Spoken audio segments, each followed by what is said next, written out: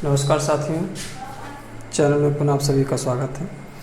आजकल हम लोग राज्य विधान परिषद के विषय में चर्चा कर रहे हैं। देखते हैं, आगे की तरफ देखते हैं। पिछली जो वीडियो रही है राज्य विधान मंडल के विषय में मैंने चर्चा किया था। राज्य विधान मंडल के भाग के विषय में मैंने बताया था कि उसके कितने भाग हैं। उन्हीं सब के बीच में राज्य विधान मंडल के जो भाग थे, हमने बताया था विधानसभा, विधान परिषद और राज्यपाल के विषय में चर्चा किया था। आज देखते हैं राज्य विधान परिषद, ठीक है ना। जो राज्यों में या राज्य विधान मंडल में सबसे उच्च सदन होता है, ठीक है ना। जो विधान परिषद होती है राज्य की, ये उच्च सदन में आती है, ठीक। उसी के संबंध में देखते हैं। तो जो राज्य विधान परिषद है, मुख्य रूप से जो इसके सदस्य होते हैं और राज्य विधान परिषद के सदस्यों का जो संख्या का विनिश्चय किया जाता है, यह लगभग विधानसभा के सदस्यों के 1/3 से अधिक संख्या इनकी नहीं होनी चाहिए। जैसे मैं कहता हूँ कि चूँकि राज्य विधान परिषद, तो जो विधान परिषद होती है राज्यों में, तो प्रत्येक राज्य में नहीं है, ठीक है ना। पिछली वीडियो मैंने बताया था आपको कि लगभग 6 राज्यों में विधान परिषद है, यानी कि 6 राज्य ऐसे हैं जहाँ राज्य विधान मंडल के 3 सदन हैं, ठीक है ना। उनमें उत्तर प्रदेश का भी मैंने नाम लिया था कि उत्तर प्रदेश में राज्य विधान मंडल के 3 सदन हैं, विधानसभा, विधान परिषद और राज्यपाल। इन 6 राज्यों को छोड़ करके संपूर्ण जितने भारत में राज्य हैं, उनमें केवल विधानसभा और राज्यपाल 2 लोग हैं, यानी कि राज्य विधान मंडल के 2 ही सदन हैं। उसमें उड़ीसा, असम भी प्रस्तावित है, उसमें भी राज्य विधान परिषद का गठन कर दिया जाएगा संसद के द्वारा। तो जितने विधानसभा में जहाँ पे राज्य विधान परिषद का गठन होगा और सदस्यों के संख्या का विनिश्चय होगा, वहाँ इस प्रकार से होता है कि जो विधानसभा की सीटें होती हैं, राज्य विधानसभा की सीटें जो होती हैं, उन सीटों में से 1/3 सीट, यानी 1/3 सीट, है ना, 1/3 सीट यानी 1/3 सीट जो है, इससे अधिक सीट जो है, यानी कि कह रहा है कि विधानसभा के जितनी विधानसभा की सीटें होंगी, उन सीटों में 1/3 से अधिक सीट विधान परिषद की नहीं होगी, है ना। जैसे सपोज करिए कि उत्तर प्रदेश में विधानसभा की कितनी सीटें हैं, 403, ठीक है ना, 403। तो 403 सीटें हैं ये, और 1/3 यानी कि 1/3 सीट से अधिक विधान परिषद की सीटें नहीं होगी, यानी कि वर्तमान में उत्तर प्रदेश में 100 सीटें हैं, किसकी, राज्य विधान परिषद की। तो राज्य विधान परिषद की जो सीटों का निश्चय किया जाता है, वह विधानसभा के सदस्यों से 1/3 सदस्य से ऊपर नहीं होनी चाहिए, ठीक है ना। तो ये एक तरह से मैनुअल है ना, एक मानदंड बनाया गया है कि जिन राज्यों में विधान परिषद की सीटों का निश्चय किया जाएगा, उन राज्यों में क्या है कि विधानसभा के सीटों की 1/3 सीट से अधिक सीट का बंटवारा नहीं किया जाएगा विधान परिषद के लिए। तो उत्तर प्रदेश में 403 विधानसभा की सीटें हैं, 1/3 सीट यदि उससे कम लेंगे, 1/3 सीट से कम लेंगे तो 100 सीटें आएंगी। तो यानी कि उत्तर प्रदेश में विधान परिषद की सीटों की संख्या कितनी है, 100 है। ये तो आप जान गए, पहली बातें रही। दूसरा है कि जो परिसीमन कराया जाता है कि राज्य विधान परिषद के सीटों का जो बंटवारा होता है या उसका परिसीमन कराया जाता है, यह राष्ट्रपति के आदेश के द्वारा ही होता है। यानी राष्ट्रपति जो है उस पर अपनी अनुमति देता है, या राष्ट्रपति के आदेश के बाद ही राज्य विधान परिषद के सीटों के संबंध में परिसीमन कराया जाता है। तो परिसीमन का जो काम होता है वो राष्ट्रपति के आदेश से ही होता है कि कौन सी विधान परिषद में सीटें घटाई जा सकती हैं कि बढ़ाई जा सकती हैं, ये सभी बातें इसके संबंध में लागू होती हैं। ठीक है ना। जो सदस्यों का चुनाव होता है, राज्य विधान परिषद के सदस्यों का जो चुनाव होता है, वह संविधान के अनुच्छेद 171(3) में इसकी व्यवस्था दी गई है।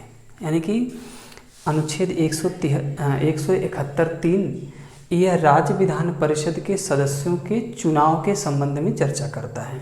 ठीक है ना, ये भी तो बातें क्लियर हो गई।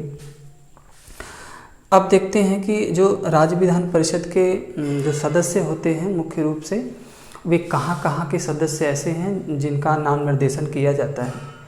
वो कौन सदस्य होते हैं जो राज्य विधान परिषद के चुनाव में भाग लेते हैं या चुने जाते हैं या मनोनीत किए जाते हैं, ये सारी बातें इसके संबंध में लागू होती हैं। ठीक है ना। तो राज्य विधान परिषद देखते हैं अब कहाँ कहाँ वो सदस्य चुनाव कहाँ कहाँ उनका होगा, कौन कौन लोग जो है राज्य विधान परिषद के सदस्यों के चुनाव में जाएंगे। तो राज्य विधान परिषद के 1/3 है ना, 1/3 सदस्य। अब देखिए 1/3 सदस्य का जो नामांकन होगा, चुनाव होगा, ये लोग कौन होंगे। तो राज्य की नगर पालिकाओं है ना, राज्य की नगर पालिकाओं के सदस्य होंगे।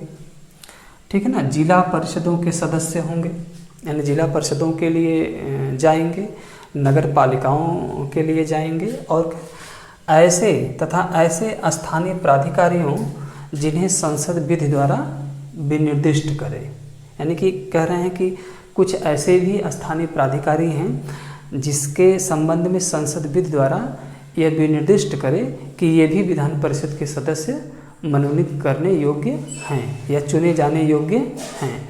तो इसमें नगर पालिकाओं के सदस्य, जिला परिषदों के जो चुनाव होते हैं उसमें भी 1/3, यानी कि कह रहे हैं कि जैसे 1/3 यानी कि यूपी में 100 सीटें हैं, किसके, राज्य विधान परिषद के 100 सीटें हैं।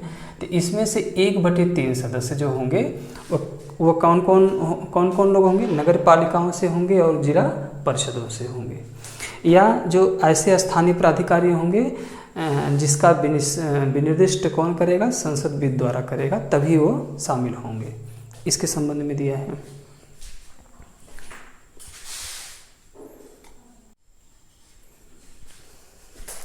आगे की तरफ देखते हैं। जो उत्तर प्रदेश है, चूँकि हमने बताया था कि जहाँ जहाँ पे विधान परिषद होंगे वहाँ पे जो ये राज्य विधान परिषद के सदस्य होंगे उनका मनोनयन होगा। ठीक है ना।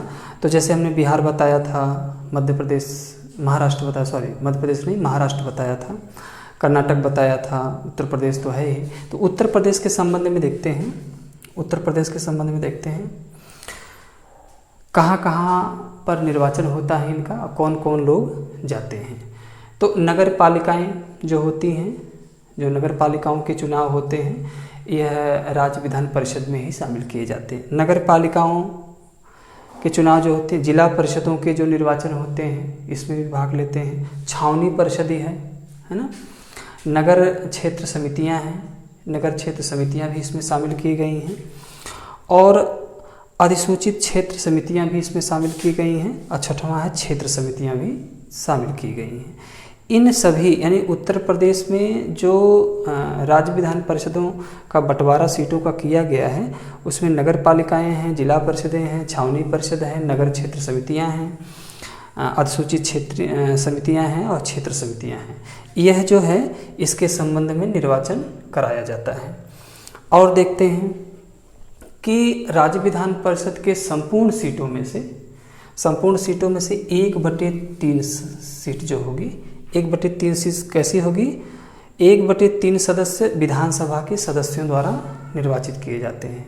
यानी कि जितने भी विधान परिषद की सीटें होंगी तो उनमें से 1/3 सदस्य जो कैसे होंगे, जो विधानसभा के सदस्यों द्वारा मनोनीत किए जाएंगे। कि जैसा कि मनोनयन किया जाता है कि विधान परिषद का यह निर्वाचित किए जाएंगे या विधान परिषद के लिए ये हमारे सदस्य हैं या कैंडिडेट हैं, इस तरह से।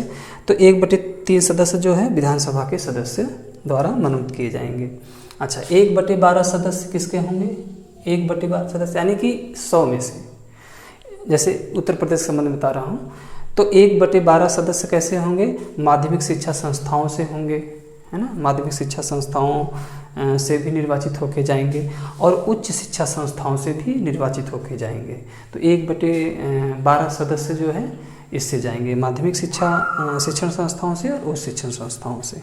अगला देखते हैं, अंतिम है 1/6 सदस्य, यानी कि जितनी भी सीटें होंगी 1/6 सदस्य, ये कैसे होंगे?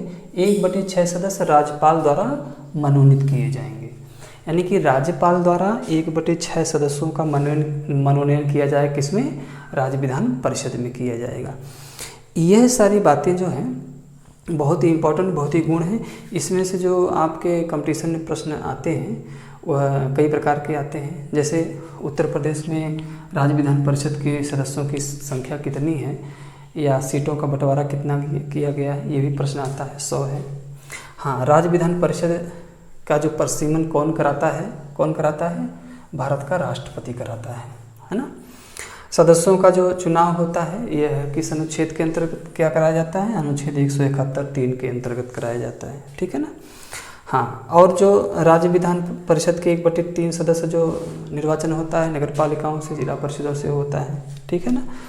और उसके बाद प्रश्न पूछता है 1/3 सदस्य विधानसभा के सदस्यों द्वारा निर्वाचित किए जाते हैं, 1/12 सदस्य माध्यमिक शिक्षण संस्थाओं से और शिक्षण संस्थाओं से। ये बहुत प्रश्न पूछता है, बहुत ही इम्पोर्टेंट है ये पूछता है। 1/6 सदस्य जो हैं राज्यपाल द्वारा मनोनीत किए जाते हैं। ये बराबर प्रश्न आता है कि राज्य विधान परिषद में कितने सदस्यों का मनोनयन राज्यपाल करता है? तो 1/6 सदस्यों का करता है। तो ये पूरा इस तरह से रहा। तो मुझे विश्वास है कि वीडियो आपको अच्छी लगी होगी। बहुत बहुत शुभकामनाएं, बहुत बहुत धन्यवाद।